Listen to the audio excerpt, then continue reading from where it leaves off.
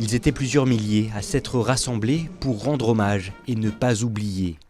100 ans après la fin de la Grande Guerre, si des manifestations s'organisent dans toutes les villes de France, Chambéry a vu les choses en grand, accueillant des délégations de l'intégralité des troupes de la 27e brigade d'infanterie de montagne, soit 400 soldats réunis pour l'occasion. Chambéry a une tradition de ville de garnison, a la tradition d'une mémoire.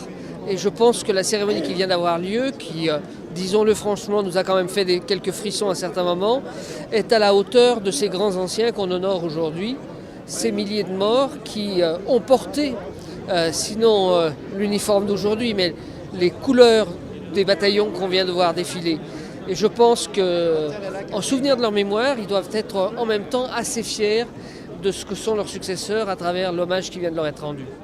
Car au-delà du souvenir, la présence d'un général 2 étoiles dans la cité des Ducs a été l'occasion de remettre près d'une quinzaine de médailles aux hommes des troupes de montagne qui se sont récemment illustrés sur le terrain, une symbolique forte pour l'armée française. Déjà recevoir une décoration, c'est un grand honneur déjà qui nous est fait.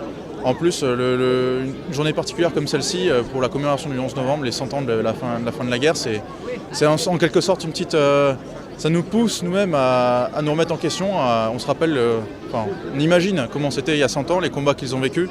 Et on se dit que nous, à côté, il faut qu'on soit digne d'eux et puis qu'on continue un petit peu à leur suite. Et comme dans de nombreuses villes, les commémorations se sont achevées par un défilé militaire qui, en plus de présenter toutes les facettes de la 27e BIM, s'est d'ailleurs conclu sur un détachement en tenue d'époque de la Première Guerre mondiale.